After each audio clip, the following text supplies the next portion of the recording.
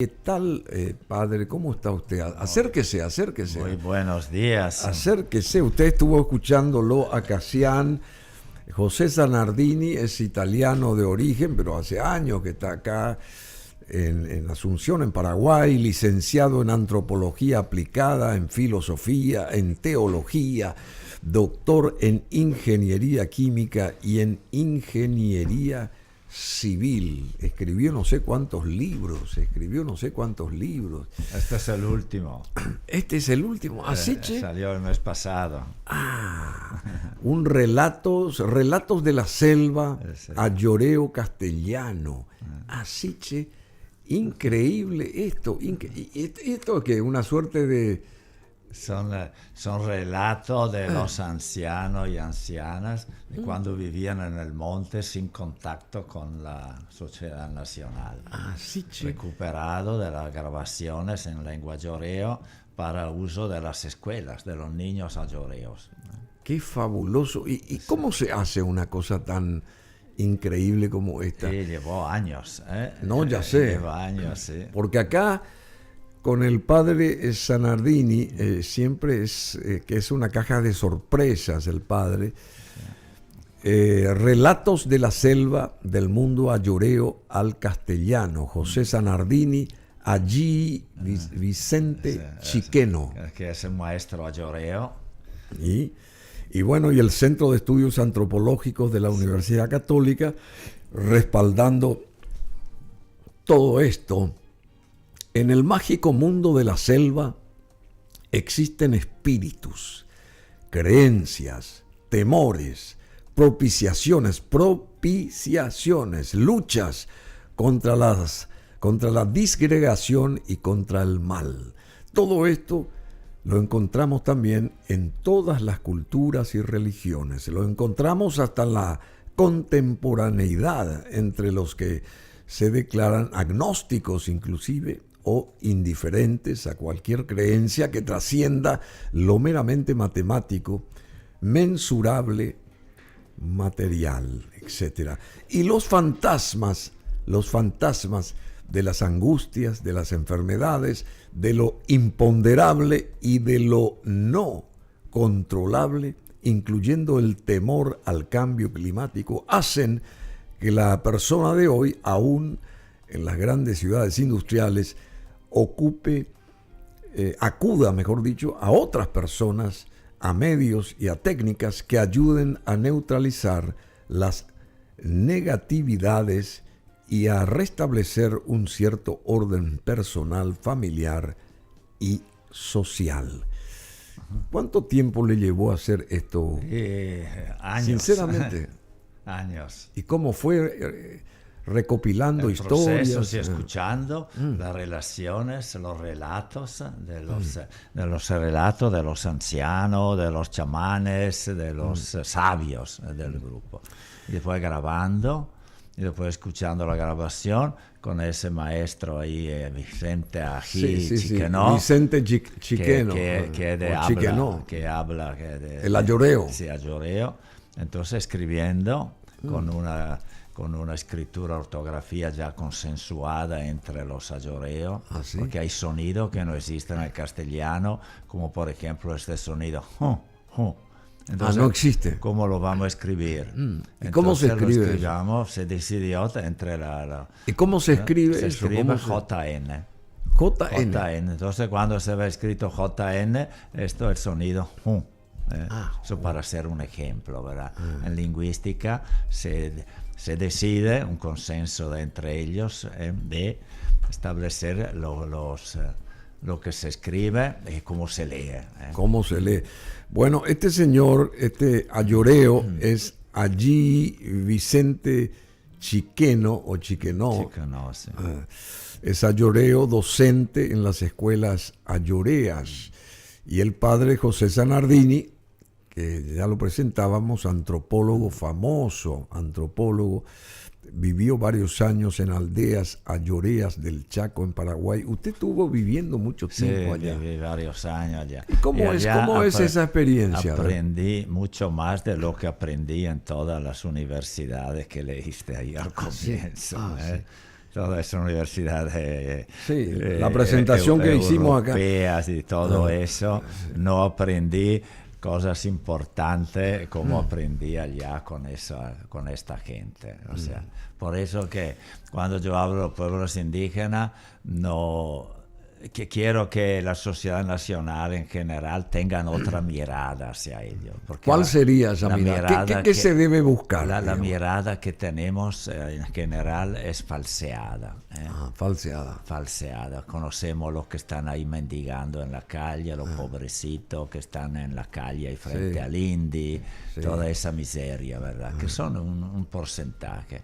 De lo que yo quiero, la mirada que hay que tener, que son pueblos con gran dignidad, con gran cultura, con gran espiritualidad, con muchas cosas para que enseñan a nosotros los civilizados, lo que hemos estudiado en las universidades, lo que tenemos títulos, debemos aprender de ese mundo, de ellos, que es rico de valores, de cultura, de conocimiento.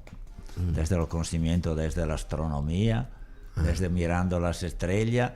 Algunos de los chamanes entienden si mañana va a llover. Entienden cuándo es que hay que sembrar el poroto, cuándo hay que sembrar esto, cuándo hay que cosechar. Entienden si hay enemistades, si hay problemas que puedan suceder en el futuro. O sea, conocimiento que ellos tienen a través de la observación de los pájaros, del viento. ¿Todo eso tiene que ver? Todo eso que nosotros ni con los instrumentos más refinados logramos. No percibimos. Sí. Bueno, qué notable es esto, che, qué trabajo fabuloso. Estoy acá ojeando así someramente. Sirve eso para lecturas de las escuelas lloreos. O sea, es difícil el ayoreo, digamos, el idioma. Es difícil, sí, es difícil. ¿Usted sabe algo? Sí, pero va a mirar ahí. Pues, ¿quieres que te lea alguna por favor, una frase? Por favor. A ver si no tengo anteojos aquí. Acá tengo. A ver si puedo. Sí, le va a servir. O sea, para que vean los sonidos. No sé. A ver. Ome Manene, que sería el señor que Manene es el chamán que relató esto.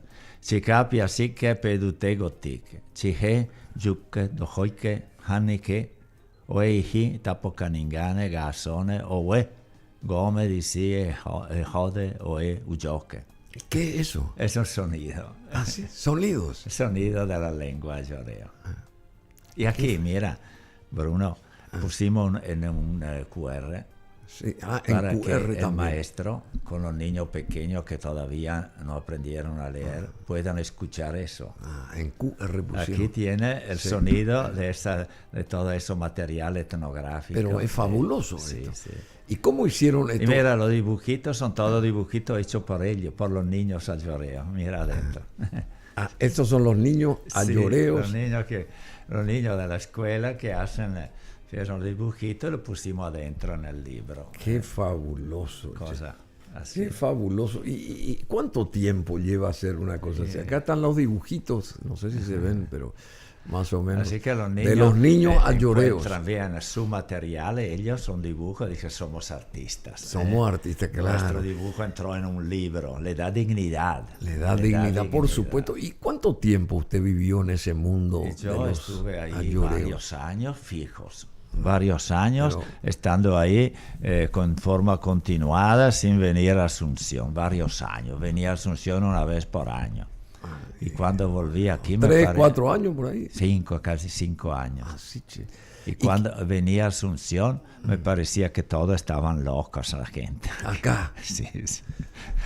Me costaba entrar en contacto con la gente. Tenía miedo a cruzar la calle porque había todos vehículos que iban. Porque estaba en comunidades que en aquel tiempo no había todavía la vía oceánica. Se iba solo por el río Paraguay. Por el río Paraguay. En el Alto Paraguay, frente al Pantanal. Sí, al Pantanal. Ahí están. Que ha de ser una maravilla. Es una maravilla, era un lugar paradisíaco. Allá no había problema, no sabían lo que sucedía en el mundo. Y allá yo encontré realmente la persona verdadera, o sea, la persona que son lo que son. Sí. Que son lo que son. Que saben. ¿Y qué descubrió usted? Está bien lo que está diciendo, pero ¿Qué descubrió entonces? Descubrí que son seres muy espirituales, muy compenetrados con una espiritualidad que no sea así filosófica o teológica o teórica, sino concreta. La relación con los animales, con la planta, con la tierra, con el aire, con el agua. Con los animales, por ejemplo, una cosa que me impresionó la primera vez es que cuando se iba a cazar y se traía no sé, los venados o los chanchitos del monte, había un chamán que antes de matarlo hacía una oración. Una suerte de rito. Una suerte de rito, como para pedirle perdón que teníamos que matarlo porque debíamos vivir nosotros también. Mira qué delicadeza. Qué bárbaro. Ni vos ni yo nunca, cuando como pollo o un bife, no nos imaginamos eso. Pensar de haber pedido perdón a la vaca o al chancho que mataron para mí. O a la gallina, ¿verdad? Qué fineza de pensamiento. Increíble. Increíble. Esa cosa sí. Y después el compartir. Compartir. ¿Cómo es el compartir ahí? Compartir, mira, nadie tiene hambre. O si hay problemas económicos, todos tenemos los mismos problemas económicos. No hay divisiones, que uno come más y el otro come menos. Cuando se va juntan a casar, todos ahí, se unen. Bueno, en mi tiempo no había todavía electricidad, entonces no había heladera, no había posibilidad de conservar en el freezer. Era imposible. O sea, entonces, había que comer necesariamente se tenía todo había compartir. que comer ahí. Y la otra cosa que aprendí, que ellos conocían exactamente de los animales las partes que van según las edades y la necesidad específica de la persona. Entonces ellos sabían cuál es la parte que va para las mujeres embarazadas. También. La parte que son para los ancianos. La parte que va para los jóvenes, imagina, para los niños. Entonces dividían, sabían todo, cómo lo aprendieron sin saber nada de dieta, ni saber la anatomía de los animales, ni la necesidad del cuerpo humano, pero por tradiciones milenarias. Esa es sabiduría. Qué fabuloso. Sí. O sea, y eso fue cuando usted.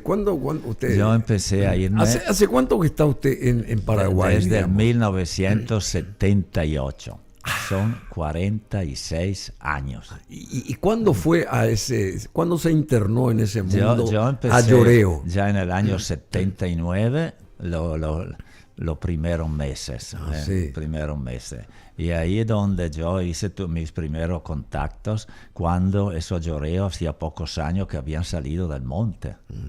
Y donde he visto realmente la vida del monte, de lo que habían salido incluso 1 año o 2 años antes. ¿Y dónde monte? Físicamente, en qué parte del Chaco? En el Alto Paraguay, sobre el río Paraguay, a 700 kilómetros de Asunción. ¿Y ahí no hay ni camino? No había camino, nada, frente al Pantanal.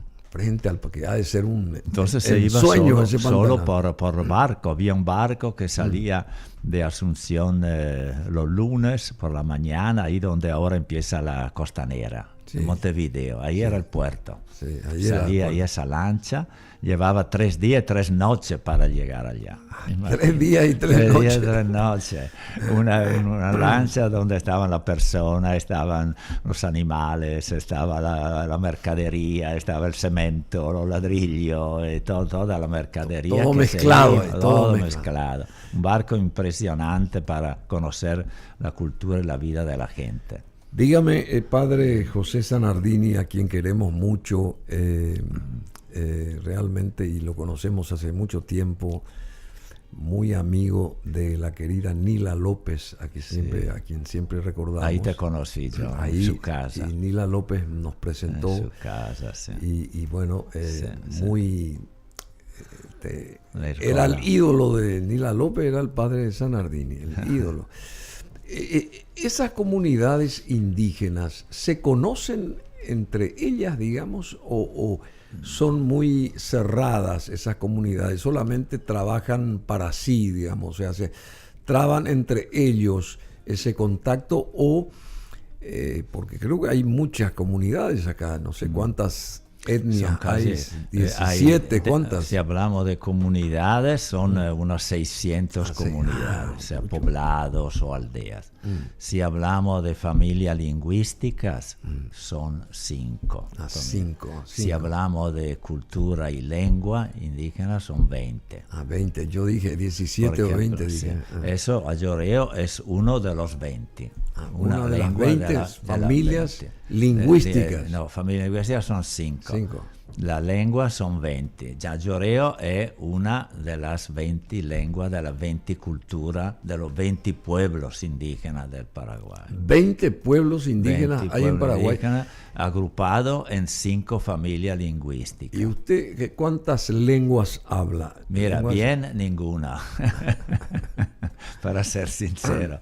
Y el ayoreo, cuando estaba allá, bueno, por supuesto lo aprendí. Ahora, en estos últimos años, ando con muchas otras lenguas porque soy encargado de la formación de los maestros indígenas. Estamos haciendo cursos de maestros interculturales. Eso fabuloso. Que mencionaste vos, cómo se relaciona. Nosotros en la escuela indígenas hemos propuesto hace años ya la educación intercultural. ¿Cómo se da eso? Se da eso que hace que esa cultura no esté encerrada, sino que se relacionan entre sí, los 20. Y entonces, por ejemplo, un curso que hemos empezado en febrero, que ya hicimos hace años, vienen algunos maestros de cada uno de los 20 pueblos en la Universidad Católica. Y ahí tenemos un diplomado de educación. ¿Acá en Asunción? Sí, aquí en Asunción, O sea que vienen todas, esos representantes vienen hasta Asunción a estudiar. Vienen por semanas intensivas, 4 semanas intensivas a lo largo del año, y después vuelven a su comunidad. ¿Usted sigue enseñando acá en la Católica? Sí, enseño en esos cursos ahora. Qué fabuloso. Antes enseñaba también en la carrera de antropología, de sociología, pero eso ya me dejé porque ya pasó el tiempo. Pasó el tiempo. Bueno, pero no hay gente como usted, padre José Zanardini, porque con esa experiencia y con ese bagaje cultural. Dígame, el mundo Nivaclé es totalmente distinto al mundo ayoreo. El mundo Nivaclé pertenece a otra familia lingüística.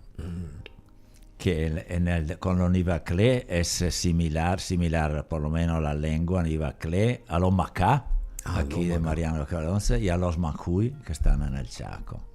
Son la familia lingüística Mataco.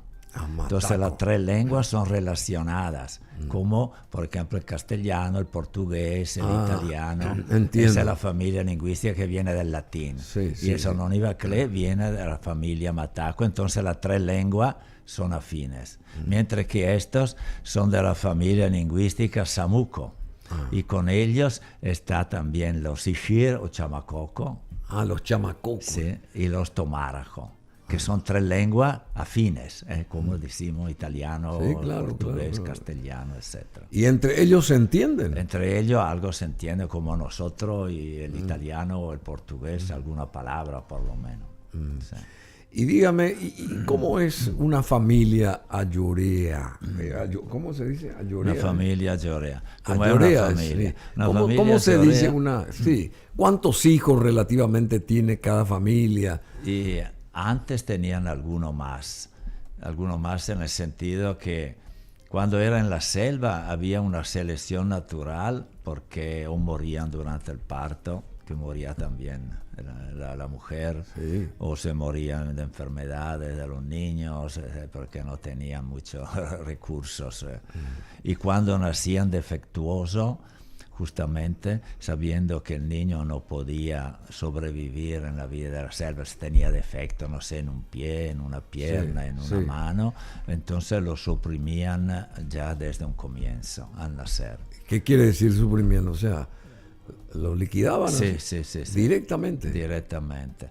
Uno diría qué barbaridad, pero era la única manera para que pudiera sobrevivir, porque dice, mi hijo no va a poder sobrevivir en la selva.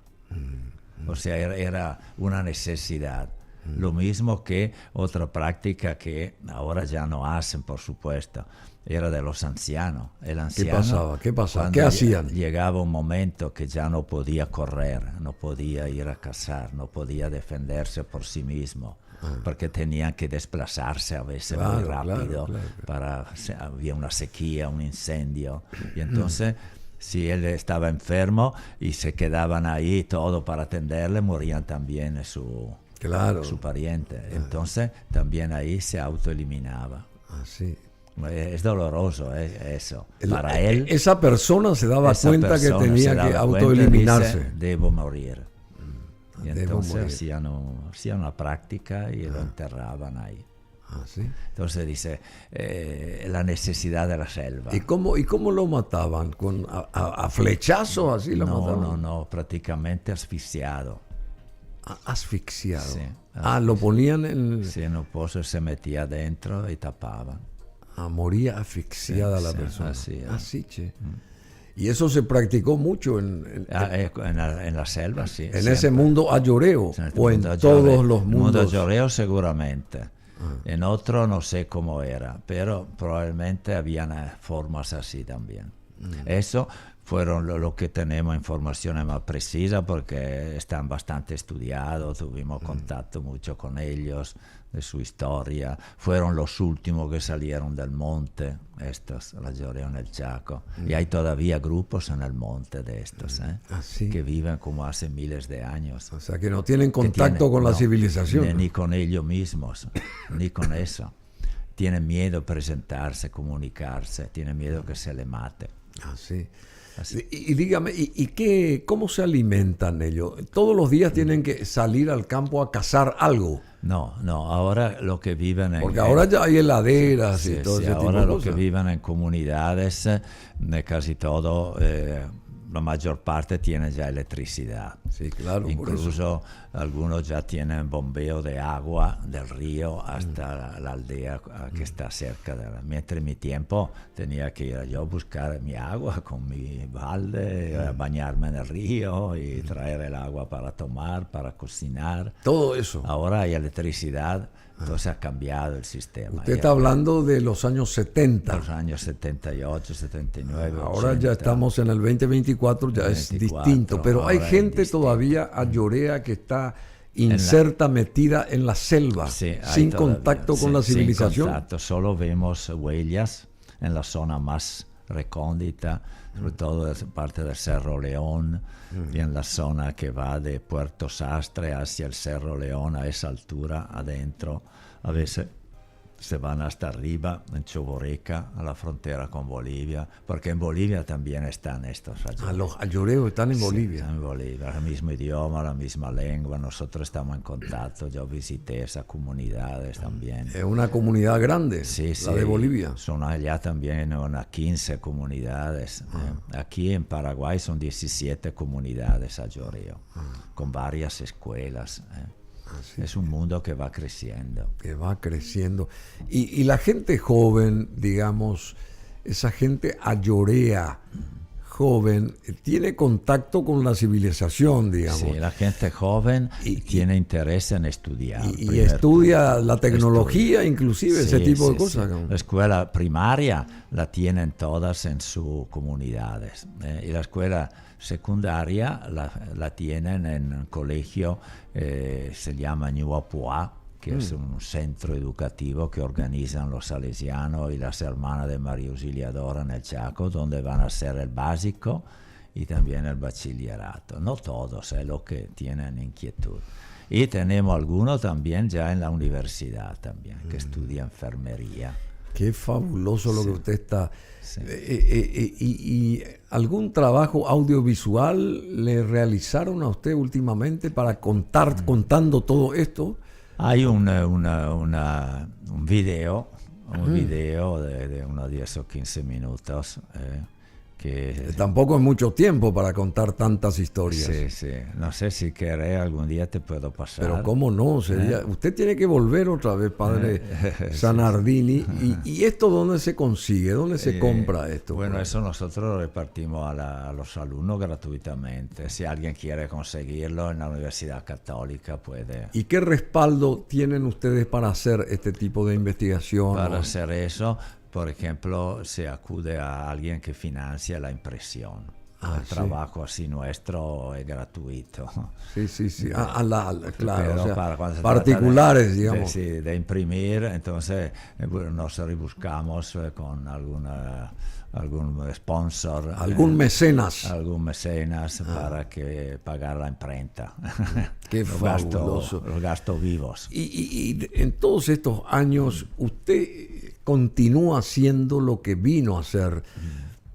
¿Nunca se apartó de su camino usted en ese aspecto, padre Zanardini? O sea, como queriendo hacer otra cosa donde seguramente las ganancias, hablando de un respaldo monetario, podrían ser, porque usted es una persona muy sacrificada, se sabe. Bueno, no sé si tanto, porque lo hago con amor, y cuando uno hace la cosa con amor no se siente sacrificio. Esta llegada de Rigoberta Menchú, ¿usted estuvo escuchándola? ¿Fue a escucharla? No estaba en Asunción en ese día, pero sí he visto por la prensa. ¿Y qué representa ella para el mundo ella indígena, digamos? La mujer, primero que es mujer. Claro. Una mujer. Premio Nobel de la Paz. Sí, que ha defendido los indígenas allá de Guatemala. De Guatemala, en un momento muy serio, muy trágico, cuando era muy perseguido. Entonces es una bandera. Es una bandera para ser indígena, y segundo por ser mujer, que es una lideresa muy reconocida. Entonces es también un aliento eso para las mujeres aquí, indígenas, que también ellas van a poder ser líderes y guiar su pueblo. Bueno, ustedes tienen que continuar con esta charla a través de www.brunomassi.com.py, BM Online, porque el canal 21 de Educanal y 27 nos van a sacar del aire, entonces ustedes pueden continuar a través de www.brunomassi.com.py. Estamos departiendo acá muy interesantemente con el padre José Zanardini, que tiene mucha riqueza interior como ser humano y además una experiencia fabulosa como profesional antropólogo, filósofo, teólogo, doctor en ingeniería química y en ingeniería civil. Y esa naturaleza con la que convive o convivió mucho tiempo usted, durante mucho tiempo, ¿tiene sabiduría esa naturaleza? ¿Es sabia la naturaleza? Yo creo que sí, y lo han descubierto en estos últimos 30 o 40 años los mismos premios Nobel de la física, de la química, de la física cuántica. O sea, confirmaron todo con las constantes que existen en el universo, la precisión de la expansión del universo, donde todo según leyes matemáticas muy precisas, que implica ese que llaman ellos los premios Nobel, ajuste fino del universo. Ajuste fino del universo, qué linda terminología. Ajuste fino del universo. Del universo en lo que se refiere a la expansión física cuántica y en lo que se refiere también a la vida. Hubo un ajuste fino también en la aparición de la vida, que no fue así por el caso, por el azar, sino descubrieron que todo responde a una mente, hay detrás una mente. Y eso está en contraste con todos los físicos y científicos también hasta el siglo XVIII, XIX. Incluso Newton, Galileo, todo esto pensaba que el mundo es eterno. Sí, claro. Que es eterno, que siempre existió, que siempre va a existir. Ahora, en los últimos 40 años, descubrieron que no es así. Son muchos, el premio Nobel no son ni vos, ni yo, ni él, que podemos hacer fantasía. O sea que hubo un comienzo, el famoso Big Bang. Big Bang, y hay un final, o va a haber un final. Va a haber un final porque la entropía está creciendo, va a haber un final, y que no hay nada que ocurrió por azar o por el caos, por osmosis, sino hay todo un diseño matemático que ellos están descubriendo, o sea, al comienzo. Quiere decir que entonces hay una sabiduría. El que creó todo este mundo hay un arquitecto del universo es un genio indescriptible, porque no podemos... Sí. Dígame, y a escala nacional, el instituto o el organismo que vela por los indígenas es el INDI. ¿El INDI cumple su tarea según la experiencia suya o es simplemente un maquillaje? El INDI es una institución que debería funcionar, primer punto. Pero... ¿Qué quiere decir que no funciona entonces? Quiere decir que, primero, en términos de presupuesto, en el 2010, 2011, tenía un presupuesto, supongamos, de 10, te digo 10. Y este presupuesto fue reduciéndose, ahora es menos del 5, menos de la mitad en el 2024. Y entonces esa estructura que al comienzo tenía más medios, ahora tiene poco medio. Entonces, tenía que ser al revés. Tenía que ser al revés.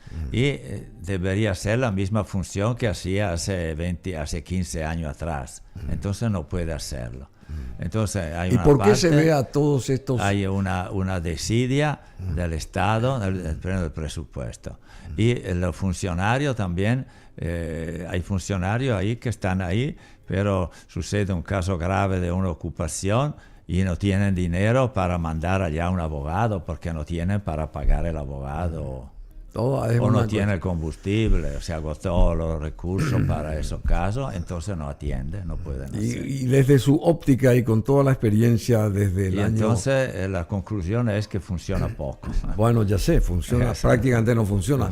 ¿Y cuál sería el proyecto que usted tendría, por ejemplo, para un organismo que vele a favor de nuestros pueblos originarios? Bien. ¿Cuál sería ese proyecto? Primero, dos cosas. Uno, comprar la tierra a los que han sido desalojados en estos últimos años. Comprar la tierra físicamente, algunos millones de dólares, que parece mucho, pero si lo pedimos a los narcotraficantes no es nada. Bueno, no es nada. No es nada. Ese es el primer paso.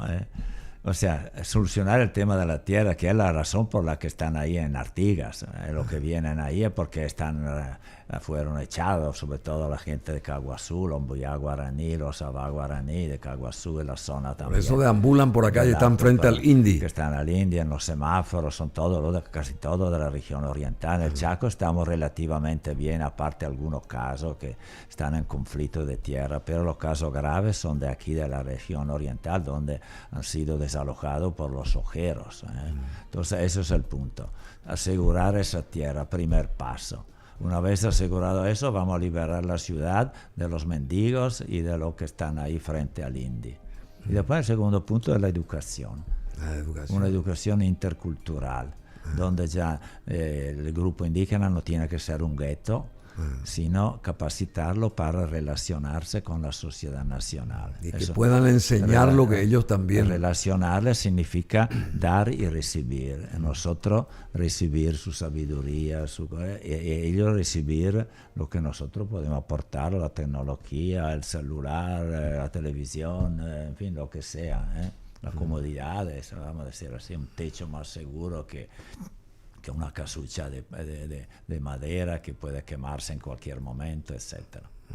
Qué fabuloso lo que está usted diciendo, Padre Zanardini. Bienvenido de vuelta, tiene que volver, por supuesto.